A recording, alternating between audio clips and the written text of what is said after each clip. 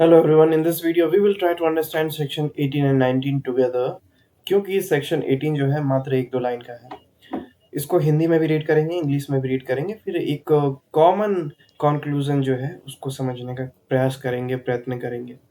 ये यहाँ से चैप्टर 3 स्टार्ट हो जाता है that talks about effects of the contract, जिसमें सब हेडिंग है transfer of property as between seller and buyer. बात करें हिंदी की तो अध्याय 3 संविदा के प्रभाव, विक्रेता और क्रेता के बीच संपत्ति का अंतरण। In this what section 18 says in Hindi, माल को अभिनिश्चित करना होगा। जहाँ की संविदा अभिनिश्चित माल के विक्रय के लिए है, वहाँ यदि और जब तक अभिनिश्चित नहीं कर लिया जाता, माल में कोई संपत्ति क्रेता को अंतरित नहीं होगी। In English goods must be ascertain, यानी कि जो प्रोडक्ट है वो पता होना चाहिए, बायर को भी और सेलर को भी, दोनों को ही पता होना चाहिए कि कौन सा प्रोडक्ट जो है वो सेल आउट होने वाला है। फॉर एग्जांपल मैं किसी फ़ोन शॉप पे जाता हूँ, वहाँ पर बोलता हूँ कि 20,000 का मुझे फ़ोन दिखा दीजिए। वो मेरे सामने 6 ब्रांड का, 6 कंपनियों के अलग-अलग फ़ोन रखता है मेरे सामने 6 बॉक्स के, और 6 के 6 के प्राइस जो है 20,000 है। मैं उसको 20,000 पे कर देता हूँ। मैं बोला ठीक है, ओके।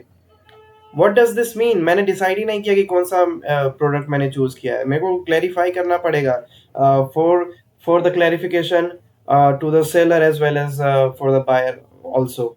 सो उन 6 में से मुझे एक बॉक्स सेलेक्ट करना पड़ेगा। तो जब तक असर्टेन नहीं होता है, पता नहीं चल जाता है कौन सा गुड, तब तक ट्रांसफर नहीं होगा। तब तक ये नहीं माना जाएगा कि जो टाइटल है ऑनरशिप का वो चेंज हो रहा है सेलर के द्वारा बायर को। इसको और एक इजी एग्जांपल से समझाता हूं मैं। एक बार इसको इंग्लिश में फिर से रीड कर लेते हैं। Where there is a contract for the sale of ascertain goods, जहां पर एक कॉन्ट्रैक्ट फॉर सेल हुआ, लेकिन एक ऐसे गुड्स के लिए जिसका जो स्पेसिफिक नहीं है, जो पर्टिकुलर नहीं है, वैसे में no property in the goods is transfer to the buyer. तो कुछ भी ट्रांसफर नहीं होगा बायर के पास, कोई प्रॉपर्टी ट्रांसफर नहीं होगी बायर के पास, जब तक कि unless and until the goods are ascertain, जब तक कि ये क्लैरिफाई नहीं हो जाता कि कौन सा गुड जो है वो पिक किया गया है, सेलर के द्वारा बताया गया है और बायर के द्वारा चूज किया गया है। तो जब तक ये डिसाइड नहीं हो जाता, कोई प्रॉपर्टी ट्रांसफर नहीं होगी। फॉर एग्जाम्पल, एक कमरे में 1000 बैग है चावल के, ठीक है, और मैं बोलता हूँ कि 100 बोरियां दे दो। अब मैंने चूज नहीं किया है, जबकि मुझे चूज करना पड़ेगा, सारे अलग अलग हैं। तो कौन से 100, उन 1000 में से कौन से 100, मुझे स्पेसिफिक होना पड़ेगा, मुझे पर्टिकुलरली बताना पड़ेगा कि वो ऐसे करके 100 बैग्स, ठीक है। सारे क्योंकि अलग अलग है वैसे।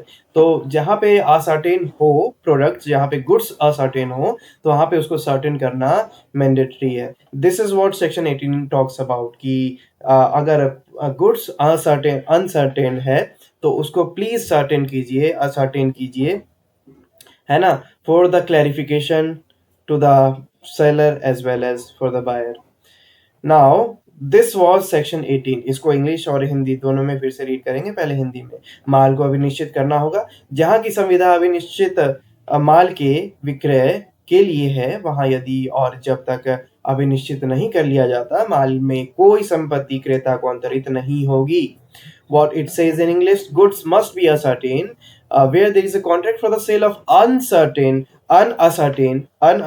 goods, no property in the goods is transferred to the buyer unless and until the goods are unless and until the goods are ascertained. This is what section 18 says कि प्रॉपर्टी जो है, गुड्स जो है, उसको ascertain करना होगा। So this is what section 18 says. We will discuss section 19 in our next video. Till then, have a good time. Bye bye. Thank you.